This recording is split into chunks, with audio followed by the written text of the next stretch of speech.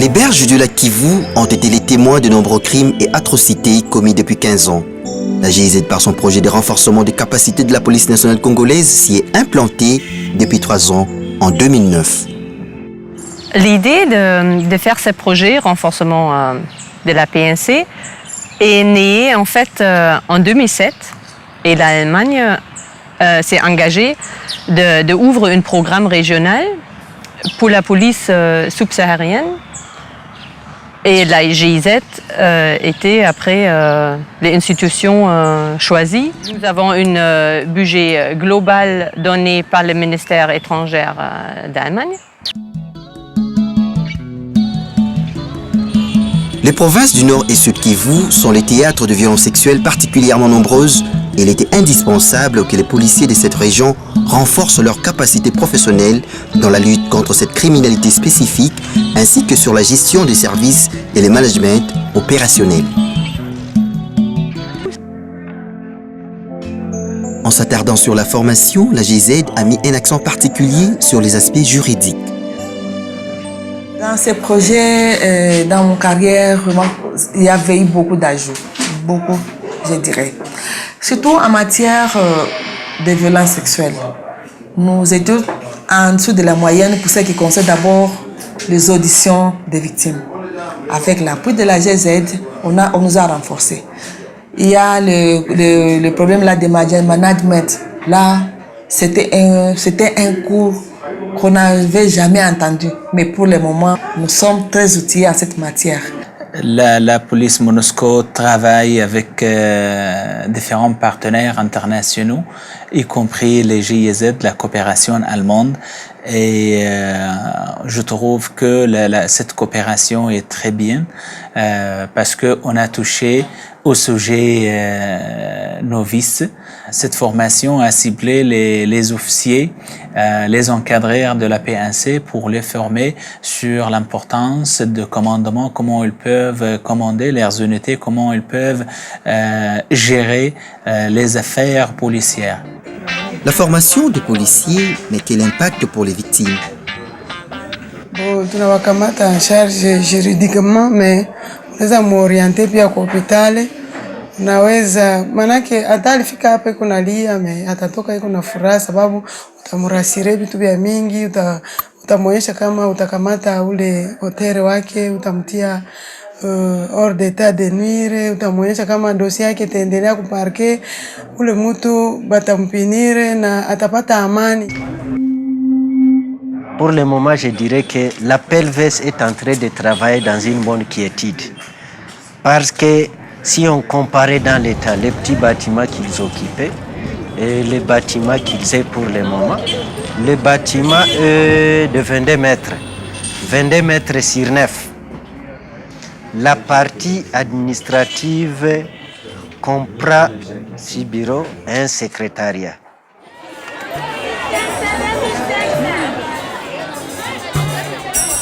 Les intervenants dans la lutte contre les violences sexuelles sont nombreux. Pourquoi soutenir la police? Je comprends bien que la population, beaucoup de fois, trouve qu'on devrait aussi travailler avec les victimes, par exemple. Mais notre projet, c'est surtout d'appuyer à la police, que la police peut jouer le rôle qu'il devrait jouer, et c'est de donner la sécurité à la population.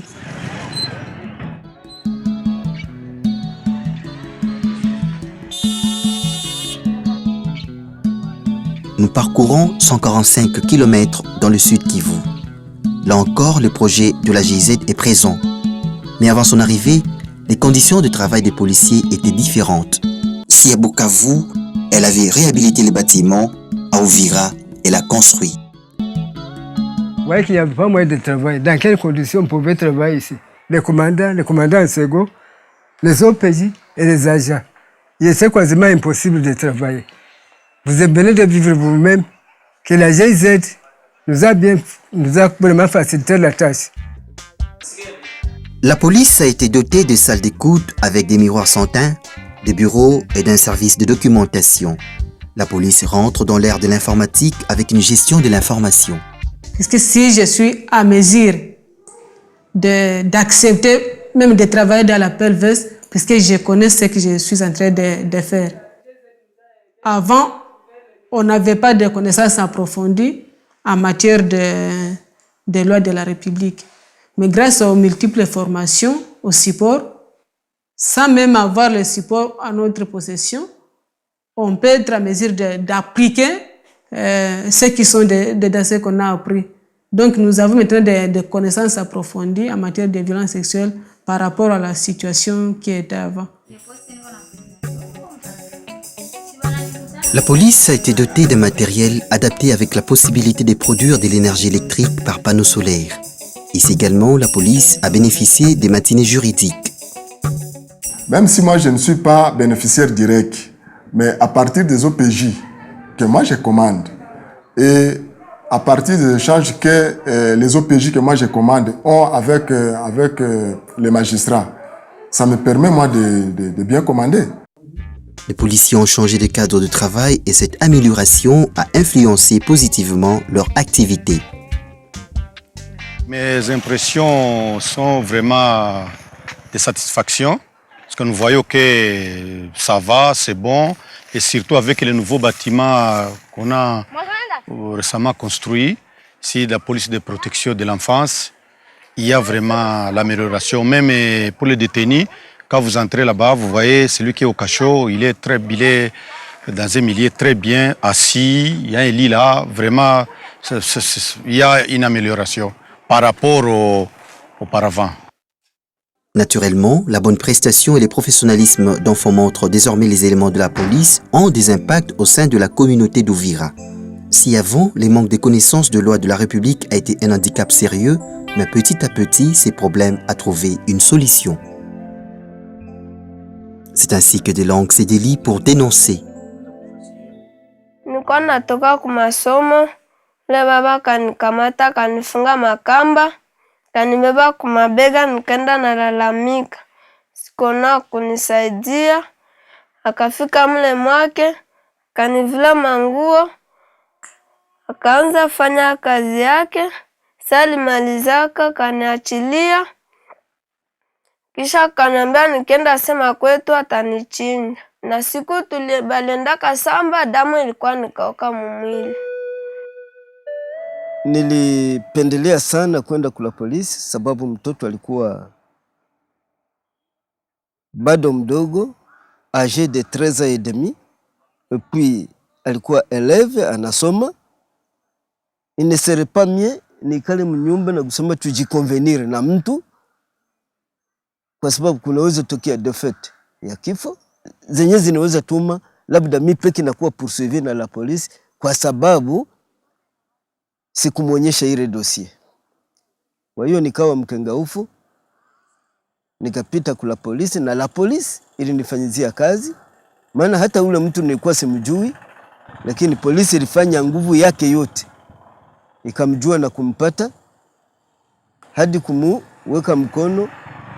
Dossier haikukawia na mara moja mtu akaingia prison. Quand on remonte d'Uvira à Goma, chef-lieu du Nord Kivu, l'on note encore l'apport de la coopération allemande. Ce jour, Goma s'est réveillé avec la matinée juridique initiée par la GIZ et la mission EPOL RD Congo. Une belle occasion d'échanger et de discuter sur les difficultés rencontrées par les OPJ et les magistrats dans l'exercice de leurs fonctions. Un papa qui a sa fille qui reçoit 3 ou 4 dots de sa fille. Maintenant, la fille part avec un seul homme. Les 3 autres restants viennent poser plainte contre ce papa-là. Dans ces cas, il n'y a pas d'infraction.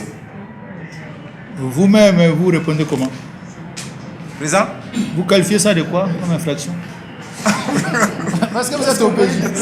C'est à vous qu'on vient poser. Est-ce que souvent je reçois des PV prévenus à qualifier par l'obscénité publique? Ça ne va pas, ça. Oui, quelqu'un peut donner la réponse? Oui. Vous voulez répondre? Allez-y. Si c'était vous. Comme le major a dit, à droit pénal, on dit que s'il y a infraction, il faut que 3 éléments se réunissent. Là où il y a l'élément matériel et l'élément moral, mais l'élément légal n'existe pas, c'est-à-dire qu'il n'y a pas d'infraction. Oui, il n'y a pas infraction. La loi dit vous gardez quelqu'un pendant 48 heures. Et c'est la loi, en dehors de ça, ça devient une arrestation arbitraire. Nous, en tant que ministère public, nous voulons que vous soyez loyaux vis-à-vis de nous. Et vous arrêtez quelqu'un, ça vous dépasse, appelez. À Goma aussi, la police a vu ses conditions de travail renforcées. Il ne suffisait pas d'avoir le matériel, l'infrastructure. Il suffisait qu'on voit également la qualité des personnes qui travaillent dans le bâtiment. La GIZ a à ce point organisé des formations. La première formation, c'était la formation des formateurs. Donc, cette formation des formateurs, c'est pour pérenniser l'action. C'est-à-dire qu'une fois peut-être que la GIZ ne pourra plus être là ou bien d'autres partenaires, la police pourra continuer à former d'autres agents spécialisés dans les enquêtes. Et ceci étant, là, nous pouvons vous l'assurer, la qualité de notre travail a changé. Compte tenu d'abord de l'environnement dans lequel on travaille, de l'infrastructure, et également, nous avons maintenant un personnel capable, compétent. Grâce à l'apport de la GIZ, cet espace jadis peu attractif s'est transformé en un commissariat de grand apparat. Que ce soit à Uvira ou à Goma, tous ces commissariats ont un standard identique. Ce bâtiment dans lequel nous travaillons, il répond aux normes internationales pour entendre les victimes de violences sexuelles, entendre également les suspects et également entendre les témoins et même les enfants victimes des violences sexuelles et victimes d'autres abus. Vous remarquerez que même les fenêtres sont suffisamment élevées, la hauteur des fenêtres. Cela permet que la victime, une fois qu'elle est entendue par nous, elle se sent beaucoup plus en sécurité. Elle n'a pas peur d'être entendue par une autre personne, surtout que les dimensions des murs tenaient compte de confidentialité.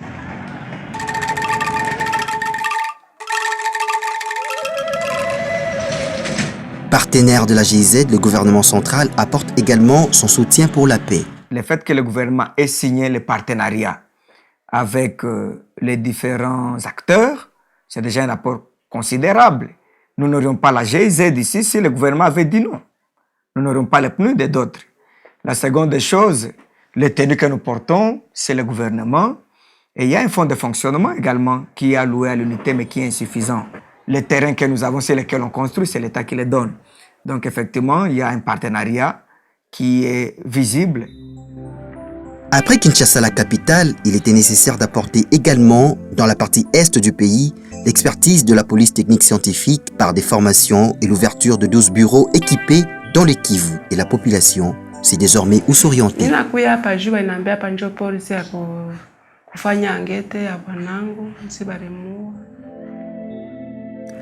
À proximité de Goma, le centre d'instruction de la police Mugunga a accueilli la formation de 21 techniciens de scène de crime sous la supervision d'un des experts internationaux en police technique scientifique.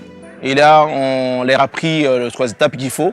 Et il y a eu l'identification par signalement descriptif, c'est-à-dire qu'ils ont appris comment il faut décrire quelqu'un. Il y a eu l'identification dactyloscopique, c'est-à-dire on leur a appris à prélever les empreintes et à les codifier. Et cela a été complété par l'identification par photographie signalétique. Et en dehors de ça, on a fait la scène des crimes. Donc on leur a appris comment il faut chercher traces à indices sur une scène des crimes. Monsieur le commissaire provincial, mon commissaire supérieur principal, les détachements d'honneur du centre d'instruction de Mugunga est rangé pour vous accueillir et vous rendre honneur à l'occasion de la fin de la session en formation en technique de police scientifique. Donc, ils vont prélever les empreintes. Après les prélèvements des empreintes, ils vont passer à la photographie signalétique. Donc, la codification, ils pourront le faire après. Et après ça, on pourra passer à la démonstration de la scène des crimes, la gestion de la scène des crimes qu'on a pu monter tantôt là.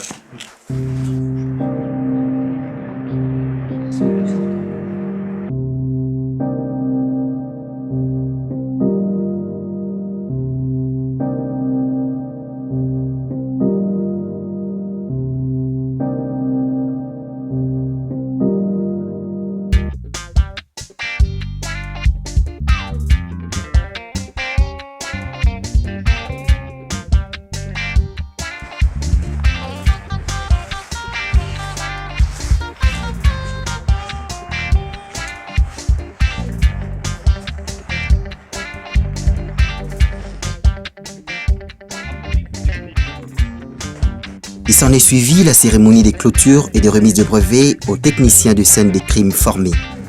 Ce projet entrait naturellement dans le mandat de la mission EUPOL RD Congo. La GIZ, par son programme renforcement de la police, a dès les premiers temps manifesté son intérêt pour la police technique et scientifique, ainsi que par une implantation de proximité de cette spécialité. La collaboration entre les trois institutions, Police nationale congolaise, la GIZ et la mission EUPOL RD Congo, devenait une évidence.